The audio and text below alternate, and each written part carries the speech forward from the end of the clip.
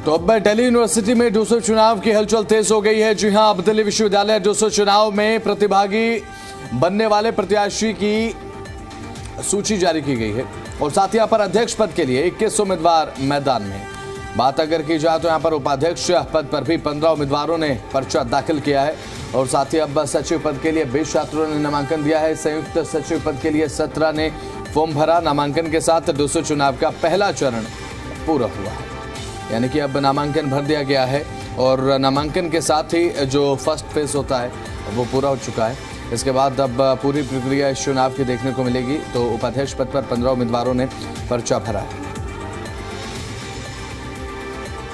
नसीम अहमद हमारे ज़मींदार संवाददाता हमारे साथ जुड़ चुके हैं। नसीम अहमद, अब बात अगर करें नसीम, क्योंकि अब पहला चरण पूरा हो चुका है, नामांकन दाखिल किए जा चुके हैं, फिलहाल क्या कुछ ताज़ा अपडेट आपके पास से लेकर?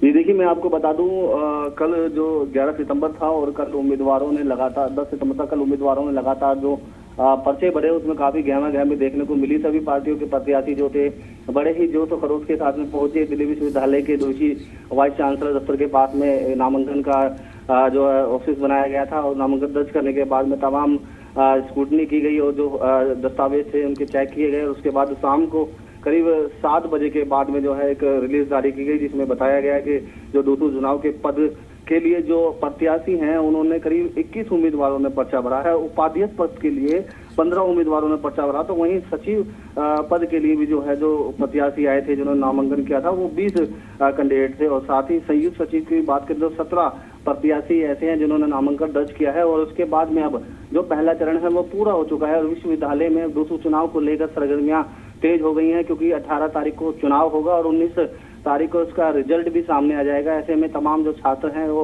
विश्वविद्यालय में कैंपेनिंग कर रहे हैं और लगातार जो खरोश के साथ में जो दूसरा चुनाव है उसको इलेक्शन को कर रहे हैं। लेकिन इस बार बहुत सारी तब्दीली देखने को मिली है, क्योंकि जो लिस्ट जारी की है संयुक्त पद के लिए, संयुक्त सचिव पद के लिए, उसमें जो 3rd ईयर के जो बच्चे हैं उन्होंने भी पहली बार अप्लाई किया है। और साथ ही इस बार जो चुनाव प्रचार है वो महारैली, जनसभा या पोस्टर होर्डिंग करना या फिर दीवारों पर चिपकाना, ये तमाम जो चीजें हैं उस पर पहले ही कोर्ट की तरफ से प्रतिबंध लगा दिया है। तो सोशल मीडिया पर लगातार प्रचार प्रसार किया जा रहा है, लेकिन अभी भी लग्जरी गाड़ियों की कतारें और छात्रों के अंदर जो है वो दिल्ली यूनिवर्सिटी में देखने को मिल रहा है। ठीक है, अभी तक नसीम बात अगर करें, कुछ छात्र जो है वो असहमत थे, जो दिल्ली यूनिवर्सिटी प्रशासन या फिर कहीं ऐसे हमने ये देखा कि कॉलेज प्रशासन कुछ ऐसे रहे जिनका विरोध यहाँ पर कुछ छात्र करते नजर आए। क्या वो छात्र अब सहमत हैं, क्योंकि नामांकन रद्द होने को लेकर भी कई छात्रों का विरोध हमने देखा है, तो क्या वो अभी फिलहाल शांत पूरी तरह से?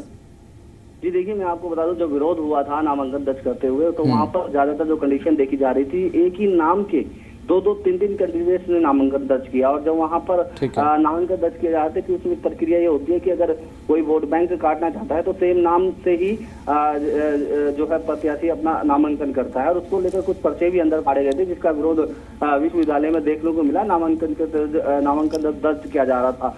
हालांकि तमाम दिल्ली पुलिस की तरफ से पुख्ता इंतजाम किए गए थे। जो छात्रों का विरोध हो रहा था, फिलहाल तो अभी विरोध शांत है, क्योंकि और ज्यादातर क्या हुआ है, एनएसयूआई एबीवीपी की बात करें या एसएफआई की बात करें या आयशा की बात करें तो उनकी तरफ से किसी पार्टी की तरफ से किसी छात्र संघ की तरफ से 8 नामांकन दर्ज किए गए हैं तो किसी की तरफ से 12 किए गए हैं तो किसी की तरफ से 6 ही पदों पर किया गया है। हालांकि 4 पद सुनिश्चित होते हैं और जो फालतू के जो नामांकन किए गए हैं, जो एक्स्ट्रा किए गए हैं, उनको आज रिजेक्ट भी कर दिया जाएगा और जो सिर्फ इस दौड़ में है वही छात्र बचेंगे। तो कहीं ना कहीं जो विरोध था वो कल जरूर देखने को मिला, लेकिन अभी तो माहौल जो है शांत है और आज शाम तक क्या कुछ होने वाला है तो देखने वाली बात होगी। लेकिन कैंपेनिंग जो होगी वो जोरदार छात्रों की देखने को मिलेगी, क्योंकि जो सिलेक्ट किए जाएंगे छात्र उम्मीदवार जो हैं उन्हीं उम्मीदवारों को ही आगे किया जाएगा और बाकी के जो छात्र हैं वो कैंपेनिंग की दौड़ में दिखाई देंगे। जी चलिए ठीक है नसीम, बहुत बहुत शुक्रिया, जुड़े आप तमाम जानकारी आपने दी।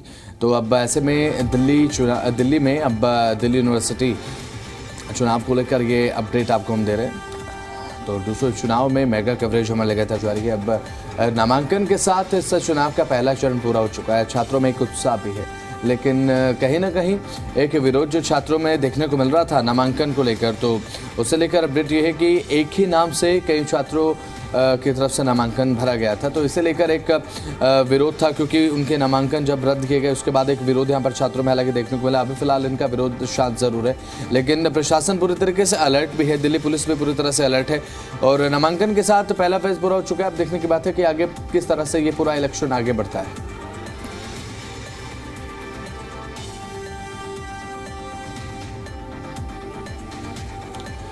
उपाध्यक्ष पद के लिए 15 उम्मीदवार ने अब पर्चा भर दिया है। सचिव पद के लिए 20 छात्रों ने नामांकन दाखिल कर दिया है और दिल्ली यूनिवर्सिटी में दूसरे चुनाव की हलचल अब और ज़्यादा तेज़ हो गई है और आने वाले समय में जैसे जैसे समय बीतेगा, यहाँ पर इलेक्शन होगा, चुनाव प्रक्रिया आगे बढ़ेगी, ये हलचल और ज़्यादा तेज़ होती जाएगी और एक एक्साइटमेंट भी है छात्रों में, क्योंकि जब यूनिवर्सिटी में चुनाव देखने को मिलता है तो कहीं ना कहीं छात्रों में उत्सुकता होती है और क्योंकि रिप्रेजेंटेटिव्स मिल जाते हैं चुनाव के बाद। बात अगर सीआर से लेकर हो तो बड़े स्तर तक जो रिप्रेजेंटेटिव हैं, सचिव लेवल तक के जो छात्र हैं वो चुन लिए जाते हैं और उसके बाद एक स्टूडेंट्स के पास अपना एक खुद का नेतृत्व भी होता है, तो इसीलिए भी एक्साइटमेंट इस समय स्टूडेंट्स के बीच में है इस चुनाव को लेकर।